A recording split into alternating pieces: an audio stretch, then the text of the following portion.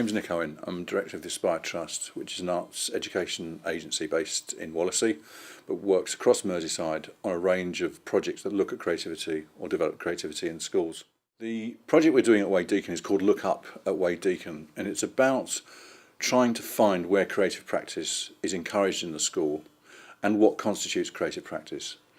We're doing that through a range of research techniques, which particularly work with the children of Year 7 to go and talk to their teachers, look at classes in action, talk with a range of creative practitioners, and really trying to get a sense of how the climate in Wade Deacon might help or hinder creative practice.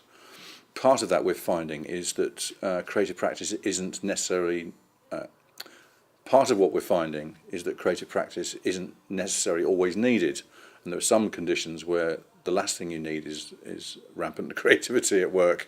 But those are the kind of findings that are coming out from the children. I think what we're bringing to the table is a range of creative practitioners from outside the school who have particular skills in their subject areas, whether that's design technology, English, movement and dance, PE, and design. And those practitioners are bringing quite specific points of view to the creative process that maybe aren't so prevalent in the kind of usual school day, if you like. So they are able to bring a different language to the table, they're able to bring a different type of thinking to the table, and that's helping, I think, catalyse new ways of looking at the school within the staff and within the kids as well. So we can look at this thing called creativity from a variety of different perspectives, and I think that's helping us move away from thinking about creativity as a kind of warm, cosy glow of a word to understanding it's more complex than that, and that it's not something that you can buy off a shelf necessarily, that it's something you have to engage with, you have to be committed to, you have to recognise it's as much of a struggle as it is fun, and that what we're finding is those kind of layers of complexities and those types of languages are important for its development. I think one of the things we're finding at Wade Deacon is there's a load of fantastic practice, creative practice going on across the curriculum. It's not just practice in the arts department, but it's happening in maths, it's happening in DT, it's happening in PE. Subject areas you wouldn't normally associate with creativity, if you like. But what we're finding is that energy, that creative energy, is very evident in those departments. And we're finding the kind of ways of talking about that we can then communicate to staff here, obviously, but also to other schools as well. What is also coming out of the process is we're beginning to think about the creativity currency. One of the things that's very clear in Wade Deacon, and indeed every school really, is that the qualification has a huge currency in the school, in secondary education as a whole. The qualification is what drives a lot of educational agendas, motivations and energies. And I think what we're trying to find in parallel to the qualification currency is a creativity currency, because sometimes currencies lose their value, don't they? And sometimes you're in the wrong country to use that particular currency. So I think one of the things that's emerging again this week is that actually the school has the beginnings of a creativity currency which can be used at the right time, in the right place, with the right people, in the right way. And that's one of the things that particularly has specifically, I think, come out from the working here. What we're looking to leave behind in the school is some questions for staff to continue to work with over the next couple of years particularly.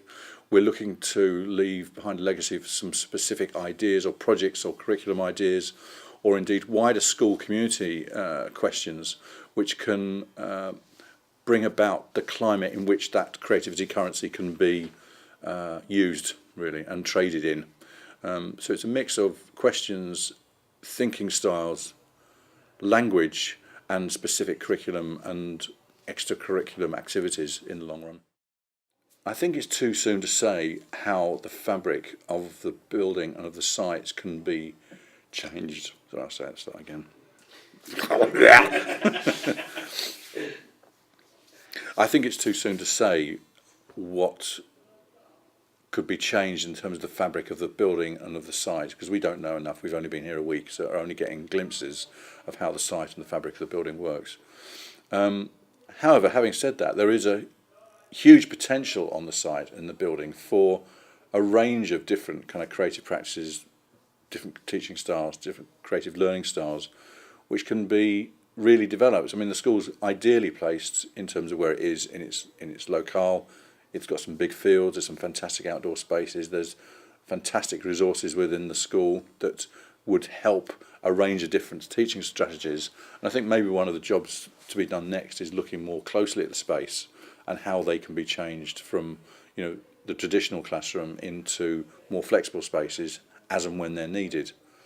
But I think at the moment it's too soon to say specifically about particular areas of the school, but there's certainly potential for change. It's not locked into a design that is fixed. There's still room for development, irregardless of, you know, irrespective of the fact it's, you know, it's an old traditional site. Okay, it's I'm a punter. I've got a backyard. It's got no flowers in it. Okay, you come along and you do a wonderful job. But obviously, in like on old TV shows, 6 months down the line, you're going to come back and you're going to check on how that garden's doing. What plans do you have to follow? We make you, the punter, the gardener, so that you're not reliant on outside expertise to keep your garden looking nice and fresh, but that we kind of recognise or help you recognise that you have gardening skills in your family. And there are different gardening skills needed for different times, and part of our job is to go, Jason, you're that type of gardener, you've got mates and other types of gardeners, you can keep this garden growing and flourishing in your own way and in ways that you need it to grow. So when we come back in 6 months' time, you can tell us to go away because we don't need any more gardeners. Creativity, for me, is one of the most overused words in contemporary education. I think it's a really unhelpful word, and I would rather talk about kind of creative process, which I think we can be clear about in terms of that is a process of generating material, and through that generation of material we have to take various editing and shaping decisions. So it's very simply it's a process of divergent and then convergent thinking. And I think there are a number of aspects to a particular climate that can help that process of divergence and help those processes of convergence. And that, for me, is, I think, fundamentally what this process is about, is helping those thinking processes, but also knowing where you are in that process and understanding that there are times to be divergent and there are some times to be convergent. And when we confuse the times, then we all get very upset. But that, for me, is what creative thinking is about. Creativity is a political mantra these days and has become meaningless, I think.